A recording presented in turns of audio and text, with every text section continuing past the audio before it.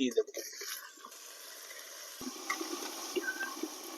আজকে আমি বাড়িতেই বানিয়েছিলাম একদম দুর্দান্ত স্বাদের টক ঝাল মিষ্টি কুলের আচার। এই কুলের আচার কিন্তু গ্রীষ্মকালে খুব ভালো লাগে খেতে। নমস্কার বন্ধুরা, আমি আজকে কুলের আচার বানাবো। এখানে কুলগুলো আমি আগে থেকে শুকিয়ে নিয়েছি, সে প্রায় 10-15 দিন থেকে এগুলো রোদে শুকোচ্ছি। তো আজকে আমি এটা দিয়ে খুব সুন্দরভাবে আচার বানাতে চলেছি। তো কিভাবে আমি এই কুলের আচার বানাবো সেটা জানার জন্য অবশ্যই আমার ভিডিওটি শেষ অবধি দেখতে থাকুন। তো এই কুলগুলো দেখুন একদম শুকিয়ে নিয়েছে, প্রায় এটা 15-20 দিনের রোদ পেয়েছে।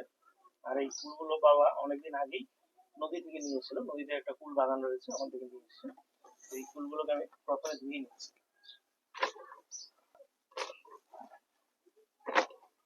এখানে কুলগুলো খুব ভালোভাবে ধুয়ে নিচ্ছি। আর আমি এখানে একটা পাত্রে কিছুটা জল নিয়েছি, জলের মধ্যে আমি 1 চামচের মতো নুন দিয়ে দিচ্ছি। কুলগুলোতে অনেক সময় বালু থাকতে পারে, তাই খুব ভালোভাবে কচলে ধুয়ে নিচ্ছি। এবারে আমি কুলগুলোকে এই নুন জলের মধ্যে প্রায় ঘন্টাখানেক ভিজিয়ে রাখবো।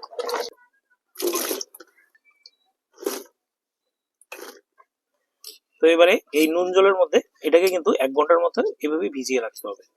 তো এবার আমরা 1 ঘন্টা ভিজিয়ে রাখবো। তো এই কুলের চাটনি বানানোর জন্য আমি প্রথমে এখানে কিছু ইনগ্রেডিয়েন্টস নিয়ে নিয়েছি। আমি এখানে গুড় নিয়েছি, গুড়টা আমি কেটে নিয়েছি আগের থেকে।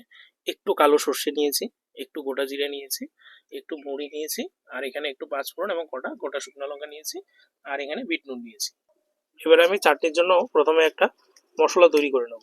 মশলা তৈরি করার জন্য আমি এখানে শুকনো কলায় প্রথমে কটা শুকনো লঙ্কা দিয়ে দিচ্ছি, পাঁচফোড়ন দিয়ে দিচ্ছি, গোটা জিরা, মৌরি, কালো সর্ষে দিচ্ছি। এবার সবকিছু একসাথে ভেজে নেব।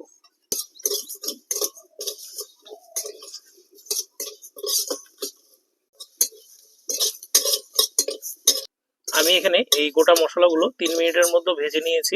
এবারে নামিয়ে নেব। খুব সুন্দর গন্ধ বেরোচ্ছে, মশলা ভাজা হয়ে গেছে।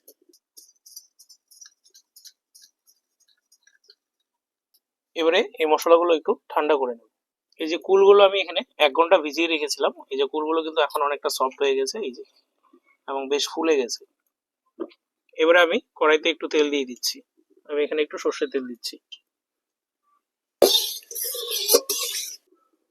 এখানে তেলটা গরম হয়ে গিয়েছে, এবারে আমি কটা শুকনো লঙ্কা ফোড়ন দিয়ে দিচ্ছি।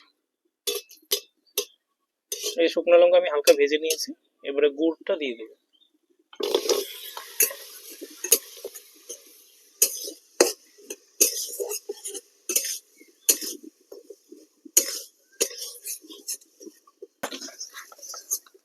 এই যে গুড়টা দেখুন এখানে গলে গেছে, এই যে, এই যে গুড় একদম গলে গেছে। এবারে ভিজিয়ে রাখা কুলগুলো দিয়ে দেবো।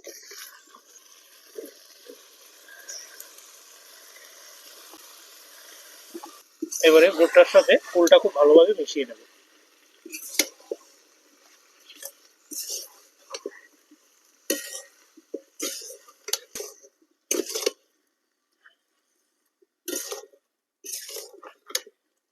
এবারে আমি বিট নুন দিয়ে দিচ্ছি।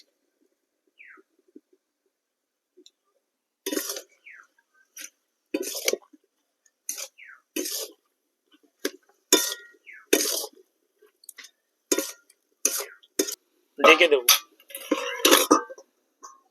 এখানে মশলাগুলো ঠান্ডা করে নিয়েছি। এবারে আমি হামানদিস্তাতে এটা গুঁড়ো করে নেব।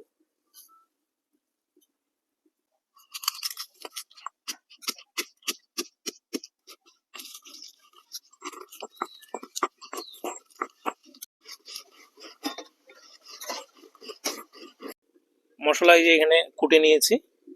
এই যে গুঁড়ো, খুব বেশি গুঁড়ো করিনি মশলা, হালকা গুঁড়ো করে নিলেই হবে, একদম ফিনিশ করার দরকার নেই।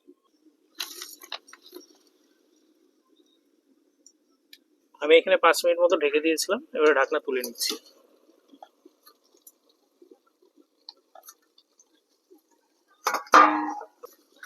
এই যে দেখুন কালারটা কিন্তু ধীরে ধীরে চেঞ্জ হচ্ছে, খুব সুন্দর কালার আসছে। আর কুলগুলো কিন্তু এভাবে ভেঙে দিতে হবে।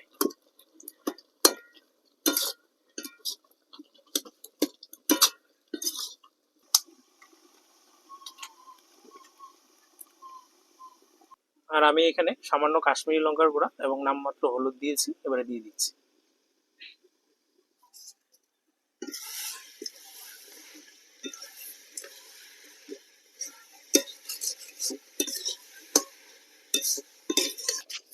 কুলগুলোকে এভাবে হাতা বা খুন্তি দিয়ে চটকে দিতে হবে। আর এই আচারটা কিন্তু একটু লেন্দি প্রসেস, একটু টাইম লাগে, হালকা আছে অনেকক্ষণ ধরে বানাতে হয়। এবারে যে মশলাটা আমি ভেজে রেখেছিলাম, ভাজা মশলার অর্ধেকটা এখন দিয়ে দিচ্ছি।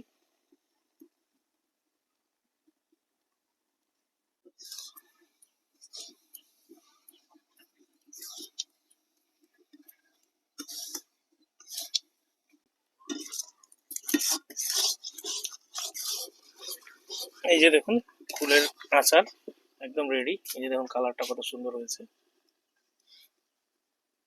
আচার হয়ে গেছে, এবারে নামিয়ে ঠান্ডা করে নেব। এবারে আচারটা এখানে একটু ঠান্ডা করে নিয়েছি, এবারে বাকি ভাজা মশলাটা উপর থেকে দিয়ে দেবো,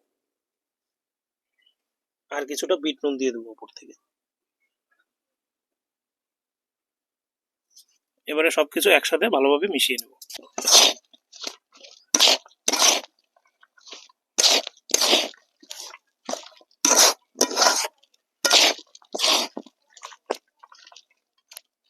আরো কিছুক্ষণ ঠান্ডা করে নেব। তো এই যে দেখুন আমাদের কুলের আচার একদম রেডি, কত সুন্দর কালার হয়েছে, আর দেখেই বেশ খেতে ইচ্ছে করছে, খুবই লোভনীয় লাগছে।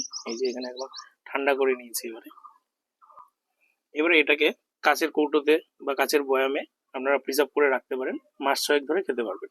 এবারে আমি এটাকে প্রিজার্ভ করে রেখে দেবো।